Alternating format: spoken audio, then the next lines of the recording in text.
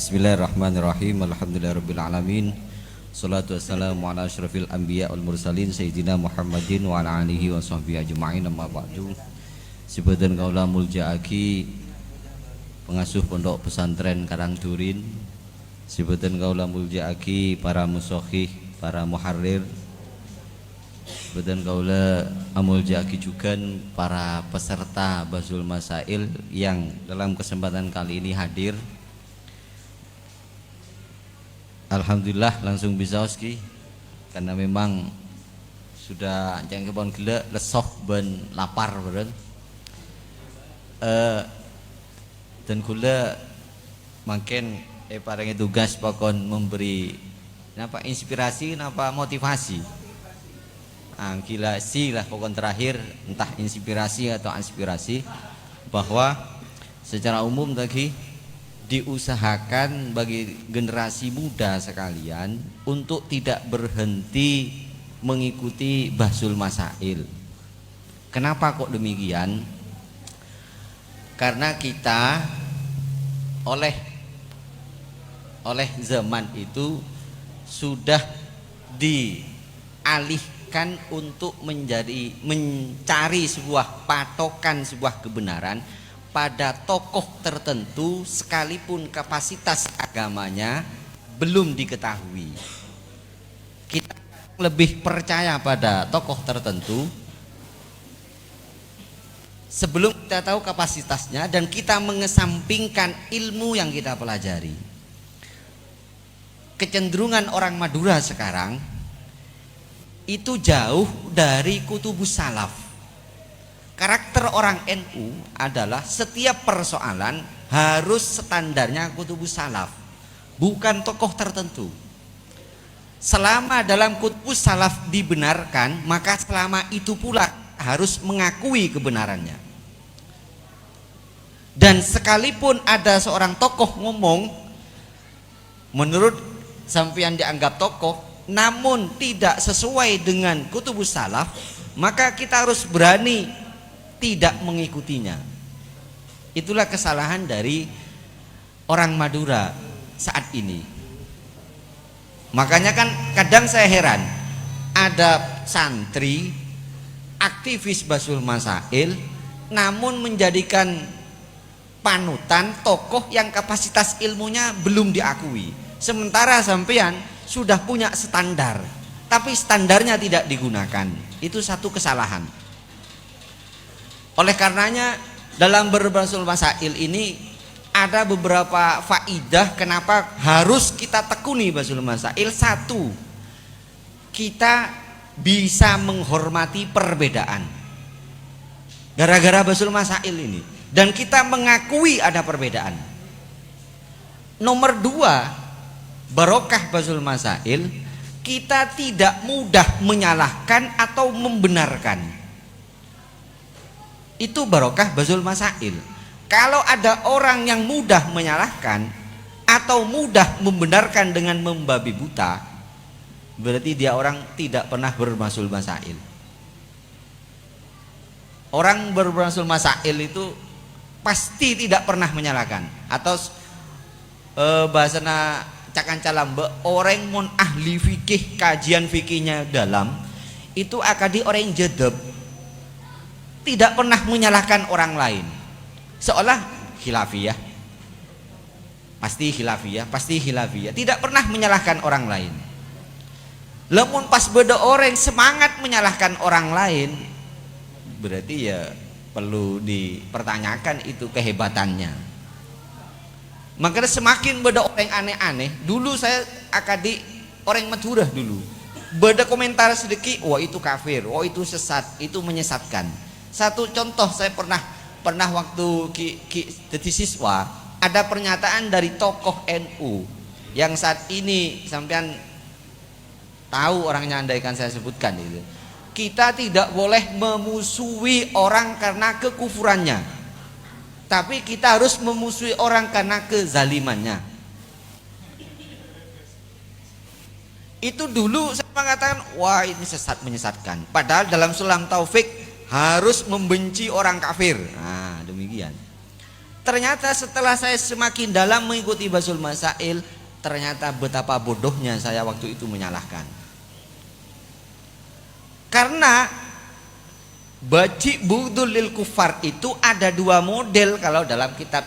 Bada idhar, bada bughdun urusan ateh. Kalau idharul bughdhi menampakkan rasa kebencian, itu hukumnya sunat, jika madorot haram. Tapi yang dimaksud dalam selantau bughdun adalah urusan ateh, ya sudah ateh.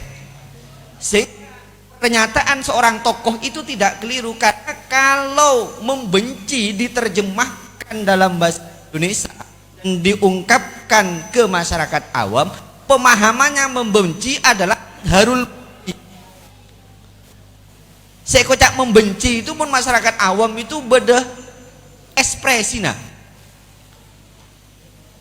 semisal saya benci ke si A, pasti sengkah saya nyapa, sengkah saya ininya, itu terjemahan masyarakat awam. Makanya kalau diterjemahkan atau diungkapkan dalam masyarakat awam dengan bahasa tidak boleh membenci karena kekafiran, maksud dari awam adalah membenci yang pakai ekspresi, dan itu bahaya. Sebenarnya dalam kitab itu bughdun urusan ateh, urusan tohir kita harus al-jamilah fakun. Akhirnya saya keleroh menyesatkan mereka, menyesatkan para tokoh itu, karena saya memang orang awam tak mabuk. Berarti dia bermain dengan kosakata dan faham, andaikan nanti diterjemahkan secara tekstual tidak boleh membenci, pemahaman masyarakat pasti semisal ngaku Islam Taufik kotuh beci kareng kaper, pemahaman sampean itu cara nabasu pas kereng pokoknya, namanya kutuh beci. Nah itu bedanya antara bahasa dan kitab yang tahu secara tahqiq dengan pemahaman secara tekstual. Oleh karenanya di Basul Masail saya tahu betul apa itu arti perbedaan. Di Basul Masail saya tidak boleh kecuali saya sudah melalui analisis. Tidak mudah menyalahkan dan juga tidak mudah membenar, kecuali proses analisis, proses diku kitab gelu. Lebih yang berkomentar merupakan sosok yang alim sehingga membeda orang ngomentari pernyataan atau sikap sosok yang terkenal alim al-alamah itu suruh ngaji gelu. Itulah kelemahan kita, sehingga kita sudah beralih fungsi manut de orang meninggalkan panutan yang menjadi standar kekuatan pesantren, yaitu kutubus salaf. Oleh karenanya NU kuat selama Basul Masail kuat.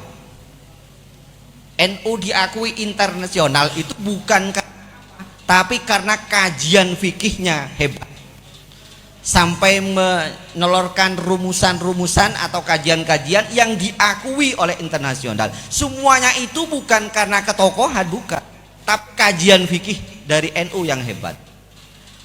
Maka jika ada orang NU atau pesantren sesemangatnya menyalahkan, dia kudu ngaji gelu Pak Abid, malah ngerti.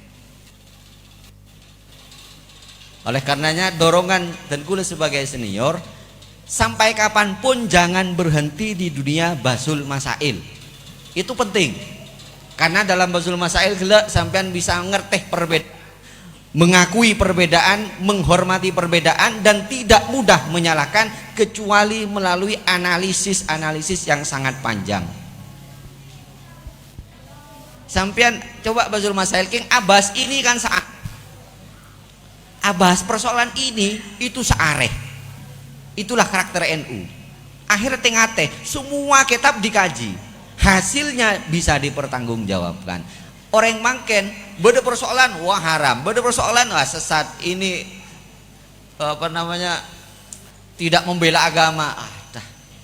Wong kita mulai kini sampai raja sudah fokus ke dunia kitab itu loh mengatakan ini salah, ini tidak benar, itu loh bengal orang yang tidak teman ngaji. Tapi anehnya oleh santri diikuti lah, ini aneh. Nah, sampean kan santri lagi, maka panutannya semakin kajian itu kutubus salaf buka. Cek panggempangnya lagi orang, cek panggempang noro orang. Buka, itulah yang menjadi standar Ahlussunnah wal Jamaah, standar NU ya, kajian salaf, kutubus salaf itu. Makanya saya tidak pernah tergiur dengan siapapun tokoh itu. Selama lo sesuai bi agama, lo sesuai bi kajian kutubus salaf, saya tidak akan ikut. Dan siapapun tokoh itu sekalipun menurut sampean blunder atau keleroh atau sesat atau liberal atau apapun, selama menurut kutubus salaf ada yang memperbolehkan, maka saya yang pertama kali untuk melawan sampean. Sehingga santreh fungsinya adalah, menurut guru saya, sampean belajar fikih itu bukan dalam rangka menilai orang lain salah, tapi bagaimana mencari solusi jika ada kekeliruan, jika ada kesalahan, carikan solusi. Jadi mun orang yang menyalahkan itu lebih banyak, cek tambah bi sampean. Lah cukup bagian mereka saya suka menyalahkan. Tugas kita sebagai santri adalah memberikan solusi pada masyarakat manakala ada sebuah kekeliruan.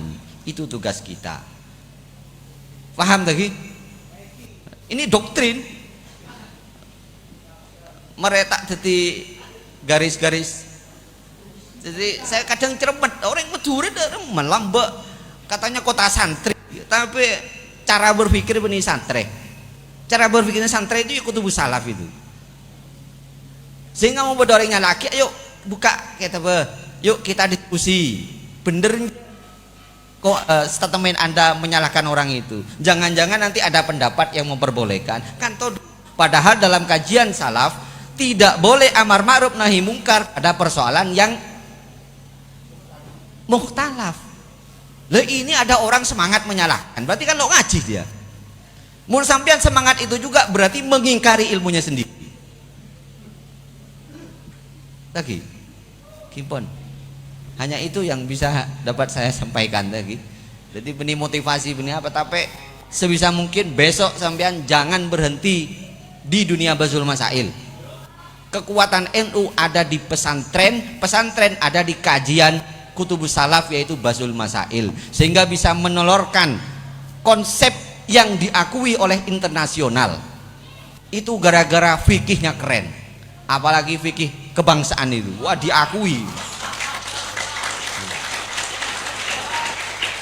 Mohon cukup sekian, kurang lebihnya mohon maaf. Assalamualaikum warahmatullahi wabarakatuh. Waalaikumsalam warahmatullahi taala wabarakatuh. Terima kasih kami sampaikan, dan untuk acara terakhir yaitu ikhtitam bidoa yang dalam hal ini akan dipimpin oleh Kiai Khazin Bushiri. Kepada beliau waktu dan tempat kami haturkan. Namun sebelumnya kami selaku pemandu acara, apabila ada kekurangan kekhilafan, kami mohon maaf beribu-ribu maaf. Hadanallahu wa iyyakum ila syiratil mustaqim, wallahul muwafiq ila aqwamit thoriq. Assalamualaikum warahmatullahi taala wabarakatuh.